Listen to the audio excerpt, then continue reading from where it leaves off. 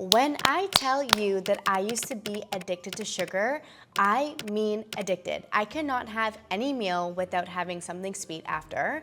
I had absolutely no portion control. If there were cookies in the house, I was eating not just one cookie, but I was eating the entire sleeve, and I just thought, oh, well, I have a sweet tooth, it's okay. Some people naturally just have one more than others.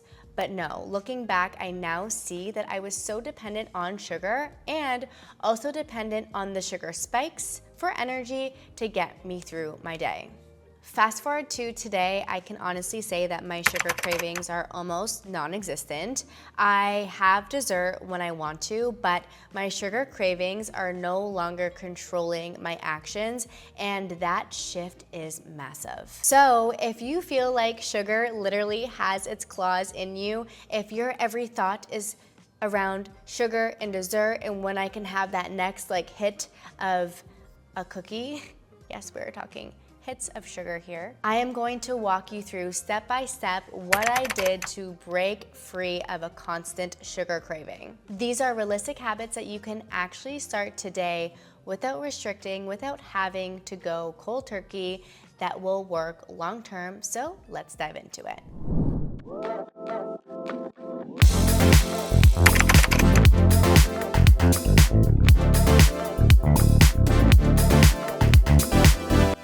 One of the biggest reasons why we crave sugar is actually because our blood sugar is on a roller coaster.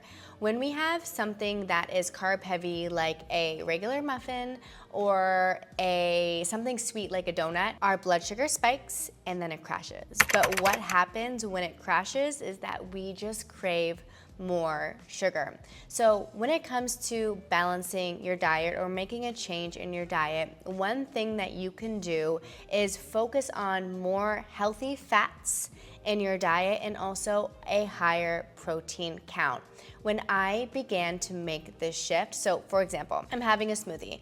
I have my fruits and vegetables and my protein powder, but now I'm also going to add a nut butter, or I'm going to add some avocado, or maybe even some tahini. Tahini is low-key such a really great fat to put in a smoothie that makes it so delicious. And not only by adding that little bit of fat will help me keep me fuller, but it reduces cravings like no other. I noticed even within days that my mid-morning sugar craving completely disappeared. It was literally magic. And this isn't about completely cutting out sugar. This is more about properly nourishing the body so that we don't get these signals from our brain to want to just consume endless amount of processed foods and sugars and things that aren't doing any good for our bodies. So try to implement more healthy fats and proteins as your first step. Here's the thing, if you just tell yourself no more sugar ever, you're going to fail. Obviously, we're going to have sugar again in our lives, but the key here is to replace instead of to restrict. So one of the things I started doing a few years ago was making my own healthy sweets and treats and desserts at home. I have shared since then over hundreds of healthy, minimal ingredient recipes that can be made in your kitchen with a handful of ingredients, and now I actually crave that over store-bought crap. So, for example, this week I made a 4-ingredient banana ice cream. It had protein powder, coconut milk, frozen bananas, and dark chocolate chips. It was chef's kiss, so amazing. I'm gonna put the reel here so you can see it for yourself. And making this switch, being more conscious of the foods that you are consuming, and again, not focusing on taking everything away, but thinking about what can I add that will actually make me feel good. That is how you get that balance. You still get that sweet treat at the end of the day, maybe not every single day, but a few times a week, instead of restricting everything totally and then all you can think about in your head is when is my next ice cream cone from the grocery store coming? Over time, I promise that your taste buds are going to change and you are not even going to want to buy all of that processed crap you were once buying at the grocery store. You are going to crave your healthy at-home alternatives, and you should definitely go check out some of my recipes and recreate them for yourself so you know exactly what I am talking about. Sometimes a sugar craving is actually just dehydration. Did you know that a lot of the times our body actually confuses thirst with hunger? That is why one of the main tips that I give people all the time, if you are constantly finding yourself hungry throughout the day, but you are not consuming and drinking enough water, before you reach for that snack, drink a glass of water, especially if you haven't had a lot of water in your day to begin with. Have that glass of water, wait 10-15 minutes, and then see if you're still actually hungry.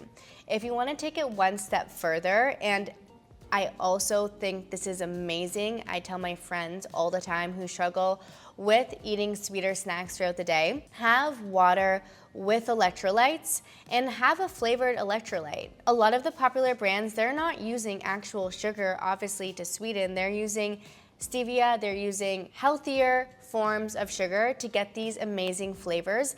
And sometimes that electrolyte in the afternoon is all you need to get you to your next meal, your next high protein snack, whatever it is, and the need or the want of that sugar or that snack completely dissipates. This really small habit also helps in the big picture because when our bodies are hydrated, we have more energy throughout the day. When we are more energized and when we feel good, we're not really thinking about what we're going to eat next. We're laser focused on our goals, our tasks, our work, whatever we are doing throughout the day, instead of thinking about what am I eating next. Your body runs better, your digestion improves, and even your skin benefits from drinking more water. This one is such an easy win. This one was a total wake-up call for me.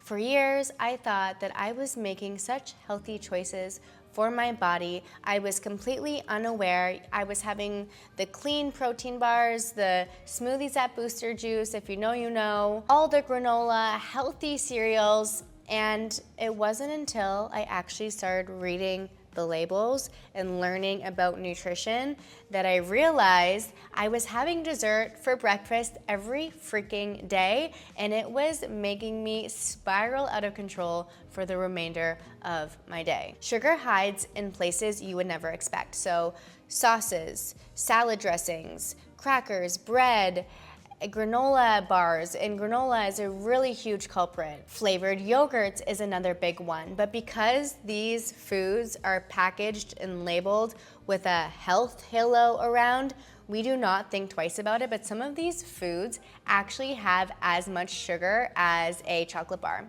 And to be honest, if I have to choose a granola bar with 20 grams of sugar or a Kit Kat with 20 grams of sugar, I don't actually know if Kit Kats have 20 grams of sugar, so don't quote me on that. Girl, I'm gonna have the Kit Kat. The shift wasn't about cutting out these foods entirely. It was just about becoming more aware and more mindful when reading nutrition labels and ingredient lists. Now I save my sugar intake for foods that I really enjoy. So my boyfriend and I, we love going to Salt and Stone and having an ice cream cone, but we're not doing that every single week. We're saving that for a night, a celebration, a whatever it may be, like maybe once a month.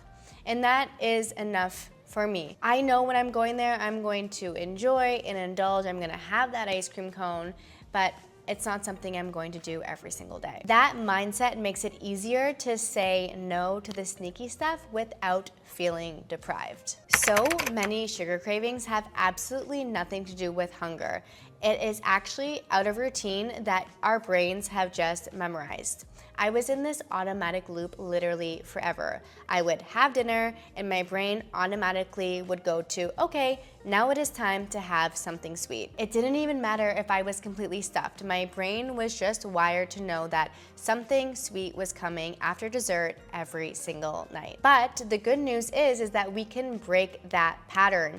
You need to give your brain something else to replace that sweet treat after dinner every single night to get out of that habit. So for me, again, a tip that I love to give and share to others is have a tea after dinner. Right away, put the kettle on, have an herbal tea.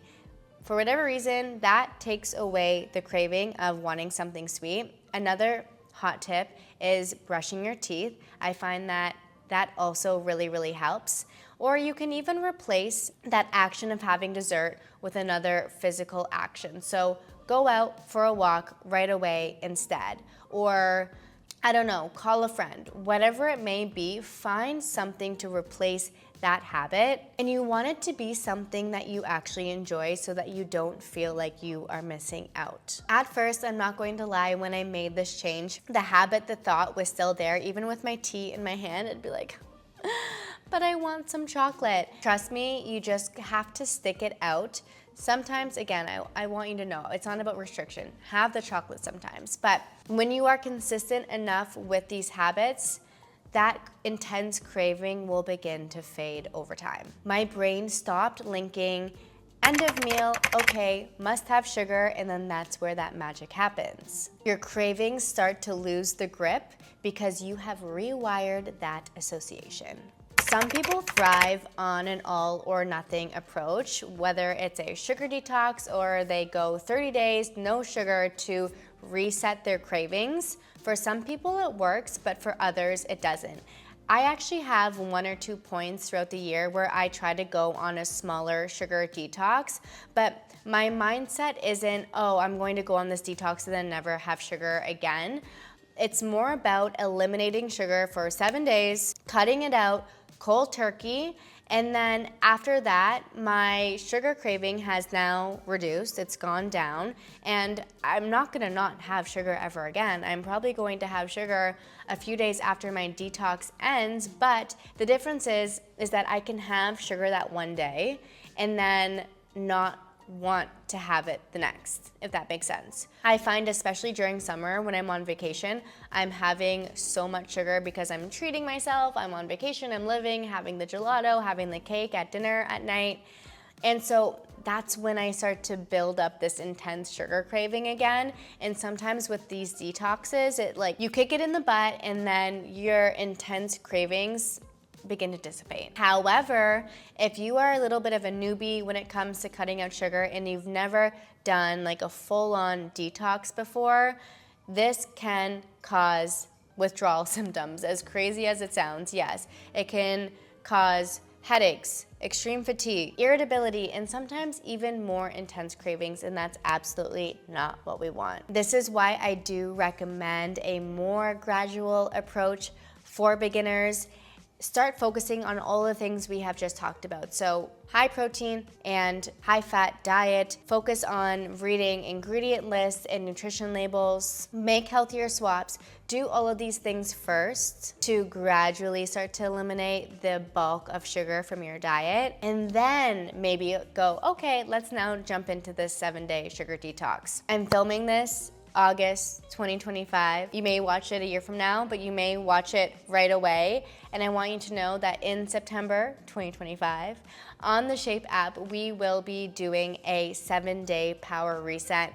And in that reset, we are going to be doing, whoever wants to join in on it, a 7-day sugar detox. I will be providing a recipe guide of healthy, low sugar recipes that you can still incorporate and have when you want. Again, you don't need to cut it out completely, or you can go like I like to do in the fall and do a complete 7-day detox. I do still have fruit. I always get that question, but it just makes me feel so energized and so clear-minded at the end of the 7 days that it really actually makes me realize what sugar does to my body, and it really does make me want to eliminate sugar as much as I can. The biggest thing that I want you to take away is this: sugar cravings are not about a lack of discipline. It is about habits, environment, and biology.